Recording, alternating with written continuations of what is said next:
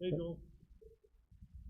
Hey, Joel, how you doing? So, you good to go? Okay. I'm going to call to order West Lafayette Community School Corporation regular meeting, Board of School Trustees. Today is Tuesday, September 1st. It is 6:31. And I will start with an approval of tonight's of the agenda. Need a motion, please. Moved by Brian Bittner. Second by Tom Schott. All in favor of the motion, please say aye. Aye. Opposed? Hearing none, that motion carries. I am going to do a roll call for other votes, but not for this early part, if that's okay, just to make sure for the record that we get here. Approval of the minutes of the regular meeting of the August 3rd, 2020 meeting, and need a motion, please. So moved. Moved by Dr. Springer, second by Melissa Prochnow. Discussion or questions, please? Okay, all in favor of the motion, please say aye. Aye. And opposed? Hearing none, that motion does carry. All right, communications from the audience, non-agenda items. I have none here. Unfinished business, I have none. New business. We'll start with the 2021 budget, and Ross Float, the floor is yours. Okay, thanks, Alan. Going through this process, not new to each other, but we do it every year. So we've gone through the process, developed the forms, developed the budgets, and made estimates on different budget and levies. And so part of the requirement for the DLGF is to have an open hearing on the budget. We have advertised and put the information out as directed by the DLGF. It was on our website. It was also on the Gateway DLGF website. And what we have advertised was our budgets and our levies. Also, we'd advertised a bus replacement plan. And keep in mind that these advertisements typically are higher than expected when we end up, as the DLGF has the final say and is the one that actually calculates and approves our budgets in the end. Probably the critical part is, where do we end up on tax rate? With our estimation, we expect, if things in the AV and everything falls in like we expect, it would come in at close to what our current tax rate is, maybe half cent higher, because we were able to raise the maximum levy in the operations fund. As we talked before, Steve has helped me through the summer on the budget and worked with me. I'm going to have him make some comments on the actual budget numbers and the levies. Thanks, Ross. So the actual advertised budgets for the education fund are $20,400,000. The referendum fund has a $7 million budget. The debt fund is at $7,236,000. The operations fund is $7,961,000, and we have a rainy day fund budget of $1,038,135. The levies as advertised, which again are advertised higher than we expect. For the referendum fund, $6,961,532. The debt fund at $6,435,859, and the operations fund at $4,743,821. Also, we have a bus replacement plan, which is actually required by the state as well. It's a 5-year plan, but it can be revised from year to year as needed. For the 2021 plan, we plan to purchase 1 regular school bus and 1 activity bus. Thank you. Yeah, thank you, Steve. So, Alan, that's the information for the hearing. We just need to open up for any public questions or input. There's no action taken, so we need to open it up for public and then close it, and that would document our hearing. As I mentioned, no resolution or no motions are required. Okay. Questions, or anybody else have any public comment? Going once, going twice, okay. So I get at this point, not, Ross, thank you for your report. Back to you, Ross, so for item 4, which is investment resolution, and the floor is yours again. Okay, for some of our investments, we do take quotes on certificates, deposits, and law requires that once a year to comply, we need to have a resolution that would allow us to get quotes on public funds from depositories that are maybe not within our own school district. So if you have banks offering higher rates, it would be Indianapolis or out of our district, or their main office out of our district. This resolution allows us to have that option, and I think we actually look at this and renew it about annually. So we recommend you consider approval of this resolution. Okay, need a motion, please? I'll move. Moved by Mr. Marley, second by Mrs. Witt. I appreciated the hand wave there, that was good. And discussion, please. Pretty straightforward. Any questions? Okay, hearing none. All in favor of the motion, and I'll start with Mrs. Witt. Aye. Mr. Bittner, aye. Melissa? Aye. Aye. Tom Schott? Aye. Brad Marley? Aye. Karen Springer? Aye. Alan Carpick also is an aye. So the motion carries, and thank you. Let's go back to regular agenda, academic achievement and start of school update, and Dr. Killian. Thank you very much, Mr. Carpick. I wanted to bring the board up to date and give some data, some information, some improvement for communications as we move forward. It's been an interesting year, needless to say, and everyone's working hard to ensure the safety of our students and our staff, as well as providing the various learning components that has been requested by our community. So I thought it'd be good to give you some information. For the opening of school data, currently our current enrollment is 2,323. Just so that you're aware, our average daily membership count as of right now is about 48 fewer students than last year. So what that means is if you multiply 48 by $5,700 per student, that could be a reduction of our what we get from the state. And so Ross and I are watching that closely, and that's significant. So that's going to be something that we're hoping that can get kicked down the road a little bit, because we're hearing the ADM count, or the average daily membership count, what that stands for, won't happen in mid-September. It might happen in December, but still, it's just a delay of the inevitable unless something changes. So we're hopeful that we won't get those cuts, but that is a real possibility. Our current on-site enrollment, K through 12, is 1,428 students. That's very important because that's the majority voice of our constituents who wanted to have school on site. And then for e-learning, and this is significant as well, we have 895 students, K through 12. And so we wanted to make sure that we were providing both platforms. To give you some information, this is, I think everyone knows this, but I just want to reiterate it.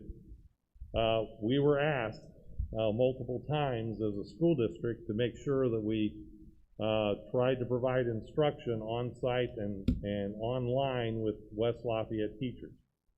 There are a lot of schools in the school district, especially in the state, that is, that are offering on-site instruction at the secondary level, but not using their teachers. They're using outside vendors. We were asked by our community, please try to give us our teachers on-site and online. So as I reported August 3rd, reporting today, our K through 12 on-site instruction is by West Lafayette teachers. Our e-learning instruction is provided by West Lafayette teachers and retired teachers. Our AP and honors e-learning instruction are taught by West Lafayette teachers.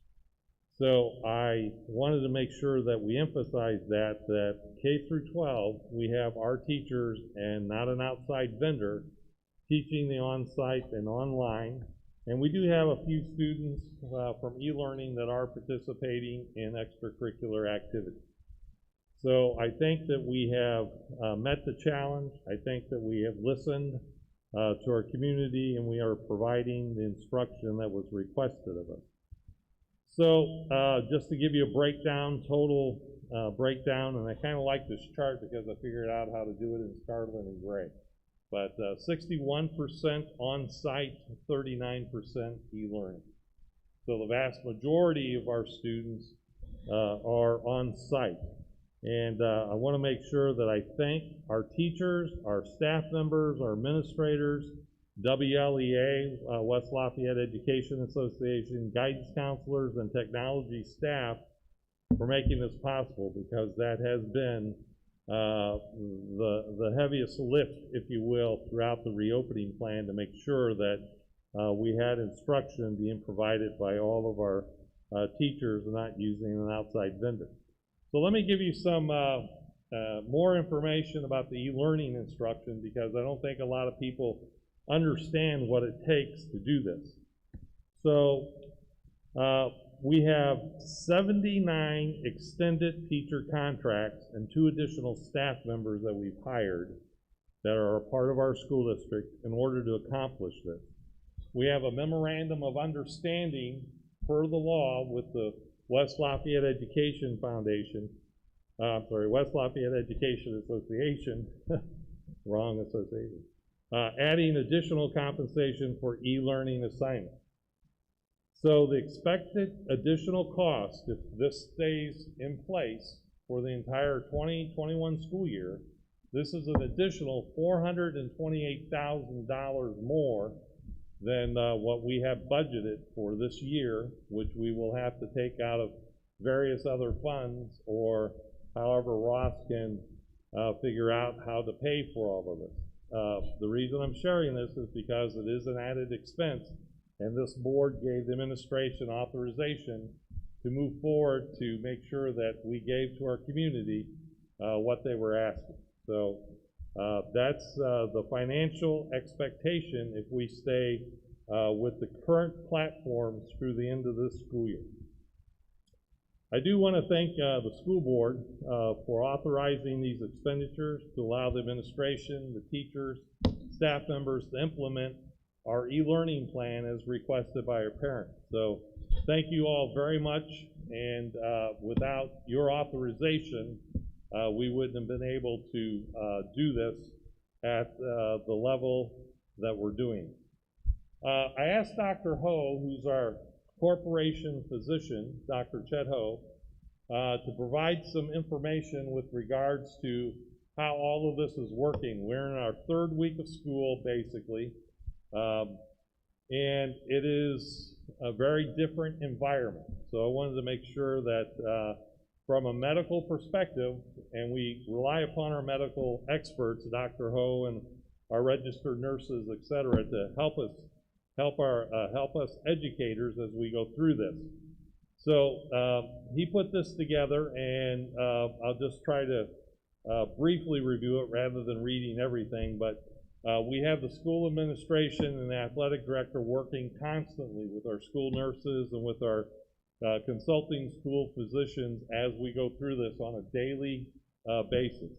And then each case that's brought to us is discussed and managed, and we follow the guidelines or adjust the guidelines if the CDC changes guidelines or whatever it might be. And we look at each individual's case and the uniqueness of that case. And then we're building up a library of experiences to handle these situations moving forward. Now, to date, from even before school started, these numbers are indicative of before school starting to where we are now. Students that have tested positive are 4.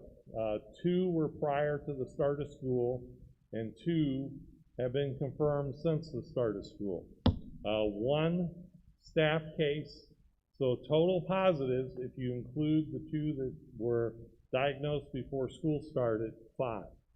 So this is from Dr. Ho. He says positives are low, which is cautiously optimistic, and as a reminder, 2 positives were before school started. And he also reminds us that absentee rates will be higher because of the precautionary self-quarantine guidelines, and they are aggressive, but it will help reduce the spread and will contribute to keeping positives as low as possible. So I'm very pleased that we're this far into it, and what I'm very grateful for our West Lafayette physicians, Dr. Ho, Dr. Biancelli, and our experts from the Tippecanoe County Health Department, Dr. Adler, our registered nurses, our administration, our AD, who's here tonight. Thank you, Mr. Strode, and all the work you're doing and Mrs. Schott's doing. They are working very hard every day to make sure that everyone is safe and everyone's being communicated with that needs to be communicated with. Also want to thank the elementary, intermediate, junior, senior high school office staff, custodial maintenance staff, bus drivers, central office staff, food service staff, paras, tutors, coaches, and club sponsors. And then a big thank you to all the students, parents, families, teachers, and staff who are following the safety guidelines and procedures as directed by the Tippecanoe County Health Department. And Dr. Chet Ho said this, our measures and guidelines are working so far. So it's not time to celebrate, but it is time to take a look at the data and see how far we've come in week 3. And then lastly, something that will start being on site, we're calling it the West Lafayette Community School Corporation Data Tracker, and it'll be on our website. And it shows student enrollment, the student positive totals, the faculty positive totals, and then the numbers on-site versus virtual. And so we'll try to keep that up to date as we get confirmations from the county health department. Also, this tracker may be replaced at some future point when the county health department and or the state health department gets their tracker going, which I think is coming. But to get us started, we've been working on this. We've been trying a variety of different measurements, and we think that this is the simplest at this point. It's the simplest to explain and the simplest information to provide. So that hopefully will go live tonight or first thing tomorrow on our website. So if anyone has any comments or questions, they're always welcome to contact my office or email me, and I'm willing to accept any questions or comments from the board. Okay.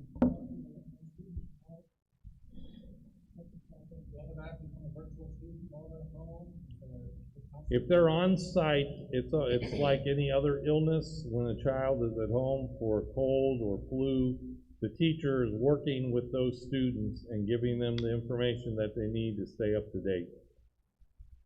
So it keeps the continuity with the teacher and the student, and they're not bouncing around from teacher to teacher.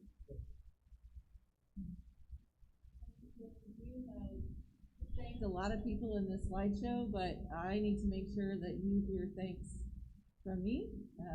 Your work on this has been excellent. I know it's been a huge volume of work, and I really am grateful for all that you've done.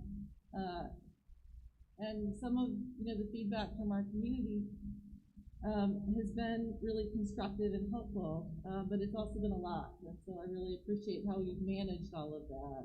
It's been really, I'm grateful. So thank you to you. Thank you. Other comments?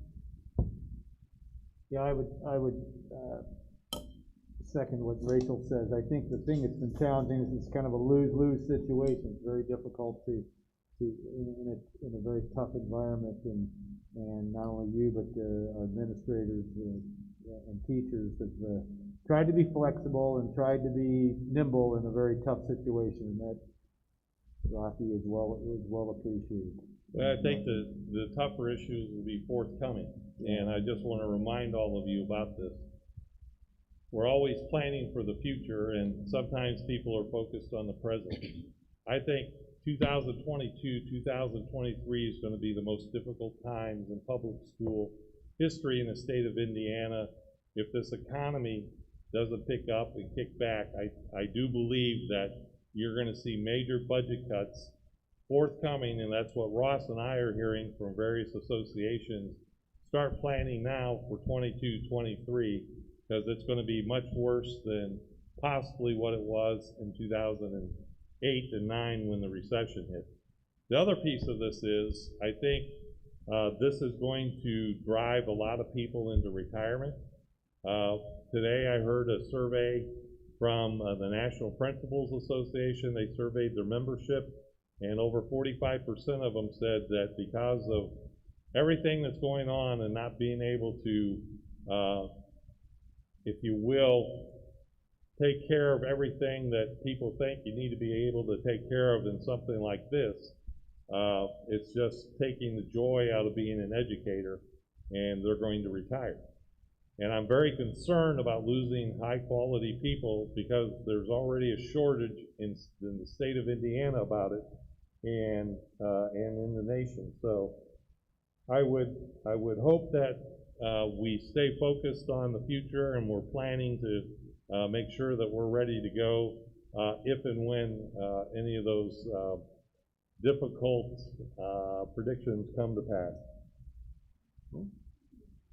Administrators and the extra burden on them. How are we doing with contact tracing? Most of that is falling on our administrators. And do we feel that they're going to need additional help in that department, or? Well, I would say absolutely. Everyone needs help in every department. I'm hearing from e-learning teachers. I'm hearing from various people within the schools that additional help is needed. For instance, over the weekend, I know several administrators were spending most of the weekend doing all the tracing. Yeah. And that's going to be what's happening as we get through this. And the problem with trying to bring people in to assist, I think, is a short-term situation, and we're already spending lots of dollars on things that we hadn't planned on, like e-learning. And so I think all of our administrators have said, at least that's what I'm hearing from them, that we're here to make sure that we do this well. I'm hearing that from teachers, I'm hearing that from staff. And so our hope is that this is a short-term situation and we can ride this out. Now, if this continues, then I think we're going to have a different conversation. But our hope is that at some point this turns and things start getting back to some normality. Do you envision a situation where virtual learning goes on forever now that we've done it once? I don't, because I think you're going to have a state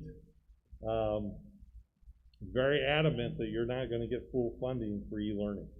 And right now, that's what's being propagated, that everyone that's in e-learning, every school that has a student in e-learning, over 50% of their instructions e-learning is going to lose 15% of funding. So I think Ross did the calculation. Was that 750,000 we would lose? 78,000 a student. So I don't see the legislators, in my view, thinking that that's going to continue, because if the pandemic is gone and people can be healthy in school safely at full capacity, I don't foresee them allowing that to continue, in my opinion.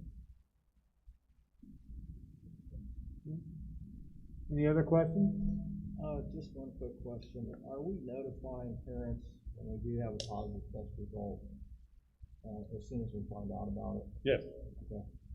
Are they getting an email or some sort of text? Or? Well, it can work a variety of ways. So sometimes the parent calls us and says something. Sometimes, like over the weekend, we get a call from the Tippecanoe County Health Department, and there are 3 of us that get that call. So if they miss me, they go to someone else, etc. Once we get that call, then the proper administration are contacted, and then they begin doing the tracing piece of this, and then they start determining Was the child in school, not in school? Who were they in contact with? Closer to 6 feet, over 15 minutes, calling teachers. That happened over this weekend, calling teachers to figure out the movement of students. So it's a very complicated process, and the person that probably has the most experience right now is our athletic director, Joel, who has probably spent more time the tracing and calling and contacting, who's done just an absolutely fabulous job of keeping parents and students and their coaches informed. So well done, Joel. Thank you, Joel. Okay. All right, anything else? Any other questions, guys? Okay. We'll move on to school board policy revision, and Dr. Killian.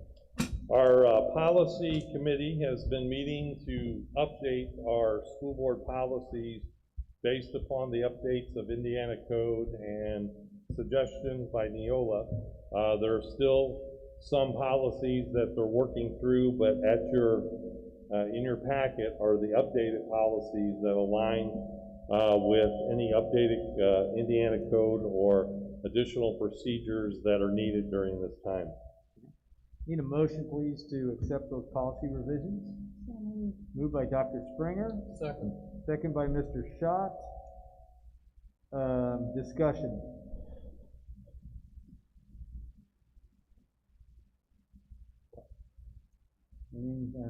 Seeing none, we'll do a roll call vote. We'll start this time with Dr. Springer. Aye. Mr. Marley. Aye. Mr. Schott. Aye. Mrs. Prochnow. Aye. Mr. Bittner. And Mrs. Witt. Aye. And Mr. Carpick or myself will vote aye as well. The vote carries 7-0. Thank you. Teacher grant policy. Go ahead. Here's a new Indiana law. Why we have to do this every year, I don't know. But per Indiana Code, it changed, and every year the school board by September 15th must affirm our school board policy with regards to the teacher grant policy that is based upon the teacher grants that the state gives in December. So you have to review it every year, and you have to reaffirm the policy. And our committee has looked at this policy and supports the policy, and we're recommending your approval to affirm the teacher grant policy. Okay. Need a motion, please? I move, Melissa. Melissa moves, Yep. and seconded by Rachel Witt. Discussion, please. Okay, roll call vote. We'll start with Mrs. Witt. Aye. Mr. Bittner. Aye.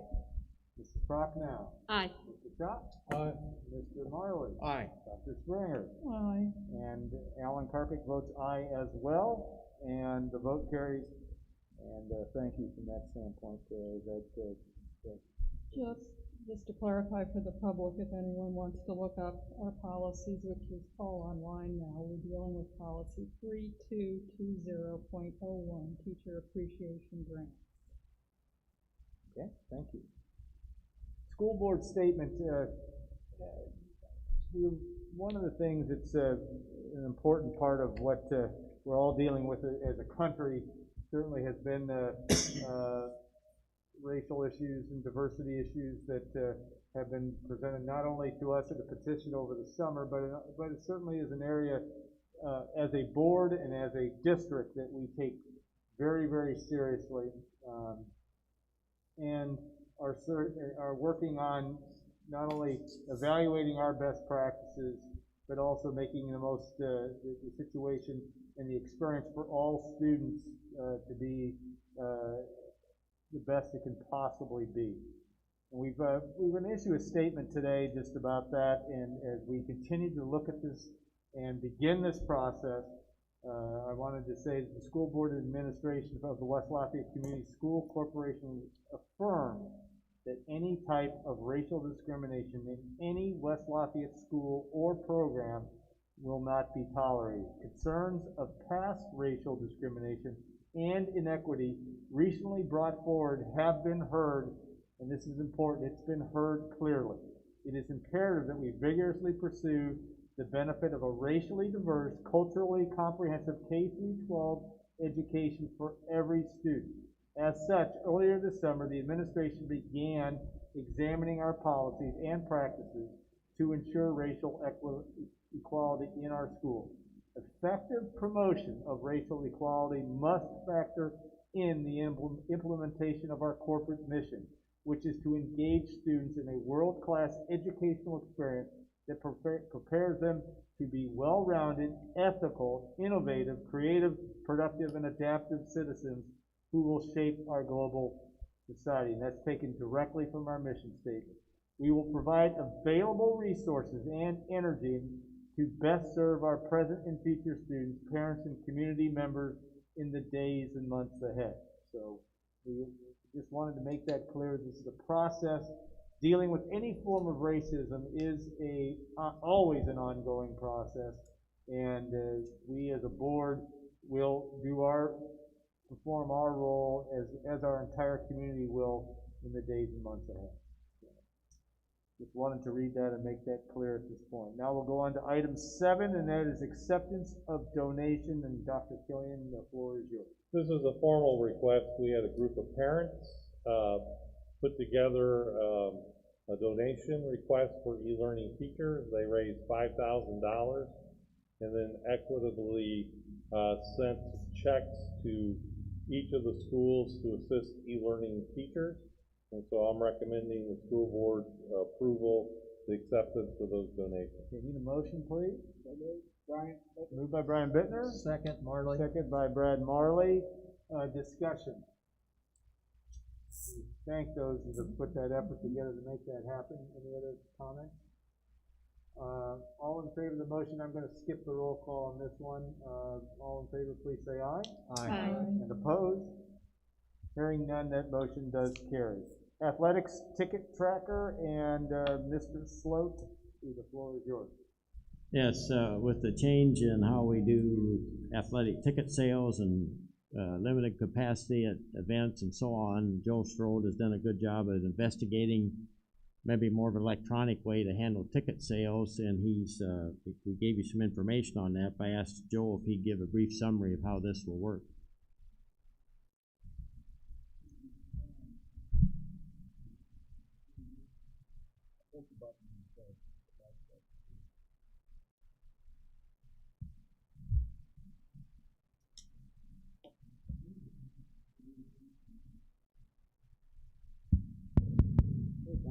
Can you hear me now? There we go. Yeah, thank you, first off, for the chance to come and talk again tonight. So obviously, like many things, we can't operate like we used to.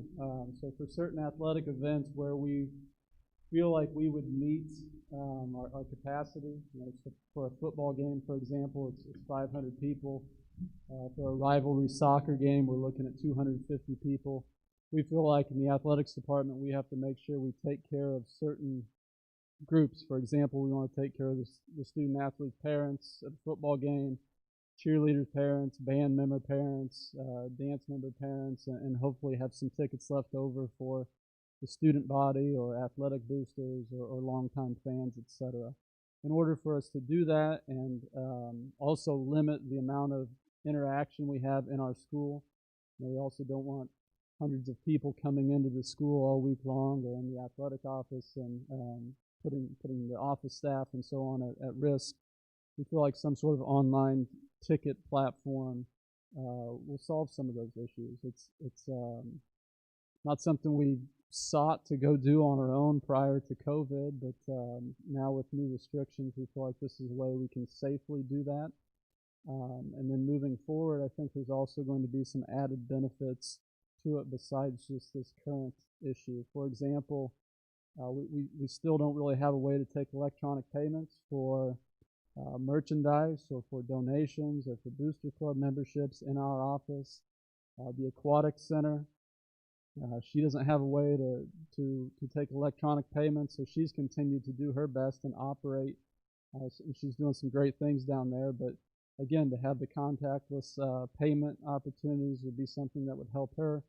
And then also this license that the athletic department has planned to purchase is a district-wide thing. So it could be used for prom tickets, it could be used for band concerts, it could be used for plays, it could be used at the elementary level, the intermediate level. If Dr. Killian was having an event, they could even come in and build our new auditorium seating chart, and you could sell reserved seating. The possibilities are so much more, but really I'm just trying to do pretty simple stuff right now, hit the ground running with some larger attended events starting next week, and we think this will be something that will allow us to do that. Ross, you have anything else to add? No, I mean, I think we'd recommend it, and I mean, this money then, we talked about how the deposits to be handled through the ECA treasurer would be electronically deposited in our bank account, and so that eliminates handling of cash and some other benefits he suggested, so we do recommend that you consider this option. So Joel, if you'll hang for a second, just as we get a motion on the table, please. So, Brian, Moved by Mr. Marley, second by Mr. Bittner, I guess, and discussion or questions for Joel at all? I have a question. Is this the fee that's charged here, is this a purchase, or is this a long-term lease, or what's the arrangement? So the fee would be like an annual membership. And again, the athletic department this year is happy to pay that. My hope is that maybe some other groups throughout the year will see the benefit, and maybe we could figure out some sort of cost sharing. But I think moving forward, even without COVID, I think there will be enough benefits just for our department alone to continue to utilize the service. it's software based, so if somebody wanted to buy an athletic ticket to the football game, but then also wanted to buy a ticket for soccer, do they have to come down to the athletic department to do that? No, with this, for example, we used this last week for the game at McCutcheon. So McCutcheon gave us 375 tickets, and folks were able to go online and purchase those tickets. When you arrived at the game, you presented the electronic ticket, and then they gave you a paper voucher or ticket to enter the event. So no money was exchanged in an office or even at the event itself, which I think keeps our office staff a little bit safer, and the athletic event workers and so on. About McCutcheon, kind of an extra step, or is there a way they could just scan the electronic ticket, or is that a whole other? Yeah, so the model that we would plan to use, so at McCutcheon, you show up, you show the electronic ticket, then they give you a paper ticket, and then you come in. So actually what we can do is you show up with the electronic ticket, and I know this might not work for everybody, but for most who have electronic devices, a cell phone, for example, they can show our gatekeeper the ticket, and then they press a button, and then that kind of scans the ticket without us even having to purchase scanners and scan a QR code or a barcode on a phone. So we can eliminate that step.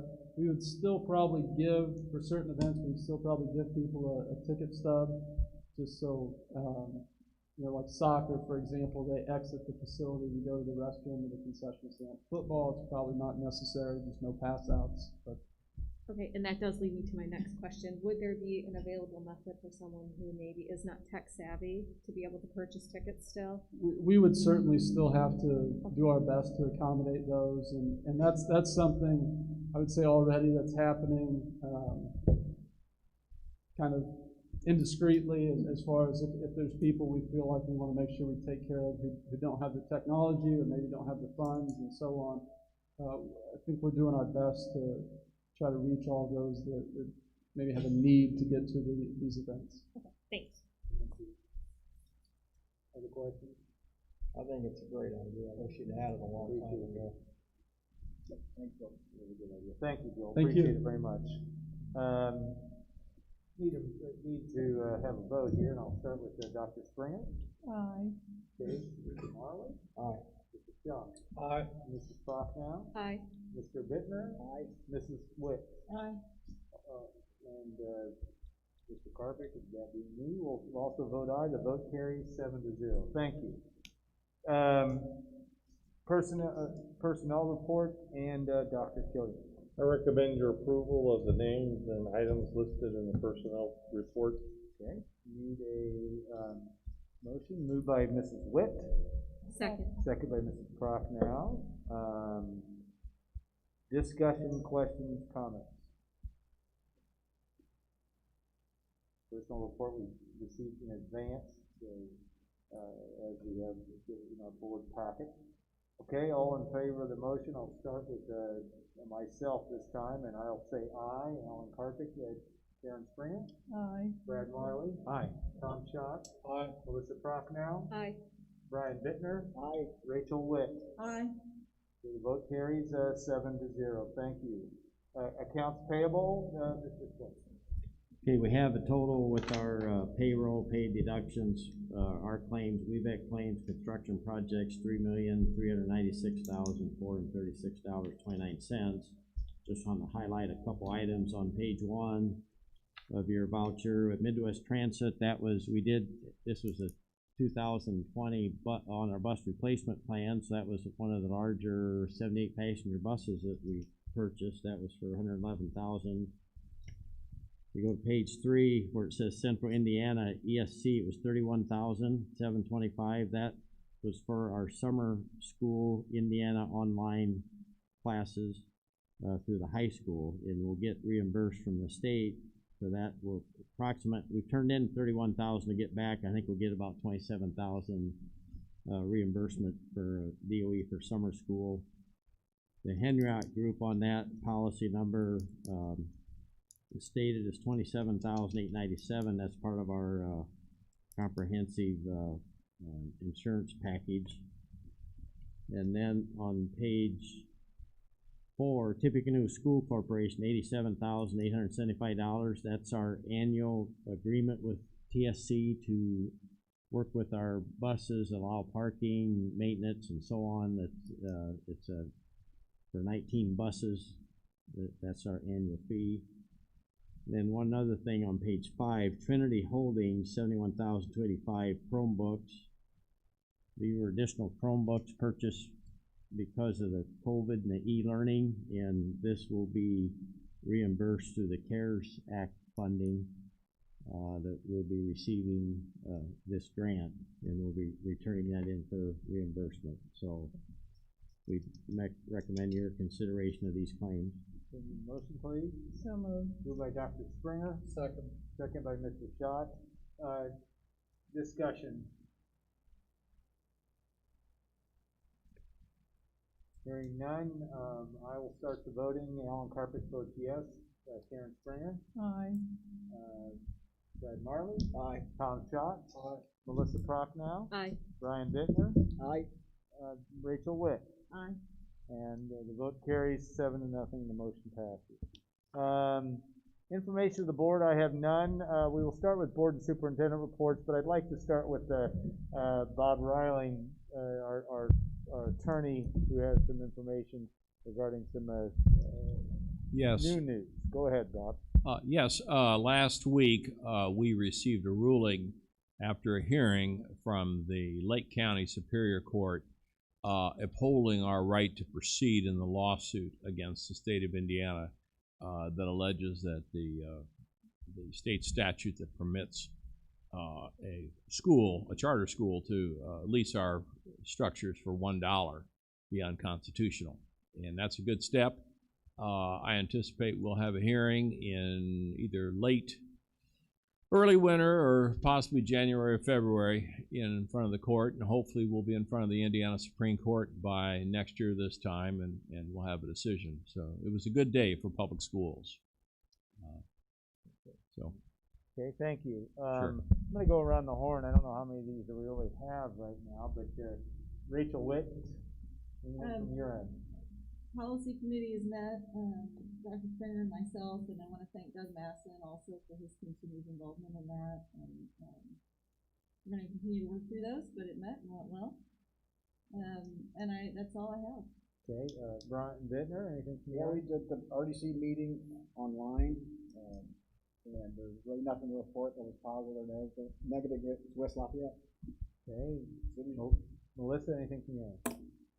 Yes, so I attended the West Lafayette Education Foundation meeting, and the virtual event that they had this summer went very well, and we raised around $27,000. They are postponing the Wall of Pride event. That will be postponed to April 8th and 9th. They had discussion on teacher grant cycles, the timing and the criteria, and whether they want to change it similar to what the schools are doing in terms of rapid response grants. And so I think that the teacher grant committee will meet and discuss how they want to move forward with that. And they discussed the end of the year fiscal financial new budget. Those will all be presented this month in September. I also attended the Public Schools Foundation of Tippecanoe County meeting, and the Cupcake Walk for Public Education on September 20th will be virtual, and registration is ongoing. The Public Schools Foundation reallocated some of their fall grant cycle funds to a rapid response grants, and they've had a total of 45 requests from Tippecanoe County school teachers, and 7 of those requests are from West Lafayette staff, and they should hear about those grants this Friday. And that's what I got. Okay. I had a question for you. So you may have said the public schools, what their major fundraiser Is the cupcake run, and that is virtual this year. Okay. And so, and I think they're about 40% of registration, which is what they've been told is on target for a virtual event. So they are doing well. They still have another 19 days Right. here for registration, and so hopefully they'll do a little bit better. I know you mentioned that, and I apologize. Okay. Tom Schott, anything from your end? I don't have anything else. Okay. Marley? No update, sir. Okay. James Springer? I serve on the policy committee and just wanted to reiterate that over the past 2.5 years, the committee has worked on updating all corporation policies, and they are all online now for anybody to look at. What we're currently, well, twice a year now, Neola will send updates. So we're currently working on the spring updates, and we'll get finished with those. We voted on quite a few updates tonight. There's still a few more. And then probably in the next month or so, we'll be getting the fall updates. So we will continue working. From the Park Board, the West Lafayette Wellness Center construction continues on time and under budget, with openings slated for soft opening in December, with opening to the public in January. So we're excited about that. Lots of opportunities for employment, and go to the city of West Lafayette Parks and Rec, and there are jobs listed. Okay. And interesting too that the trail is being built up at least by us. That's part of it. And they seem to be moving forward with that as well. So it's great. I have no other additional reporting on a report for my activity. Communication from the audience, non-agenda items. I don't have anybody signed up. Anybody want to speak? Okay. Regular board meeting. Next regular board meeting will be Monday, October 5th at 6:30 p.m. Right here at our new home, it seems. And we appreciate all the extra help, Margaret, that you and your staff do to make this happen. And we appreciate that as well. Need a motion for adjournment of this meeting before we adjourn into executive session. I move. Moved by Mrs. Prochnow. Second. Second by Mr. Marley. I'll skip the roll call and say all in favor, please say aye. Aye. And opposed? Hearing none, that motion does carry, and we are adjourned.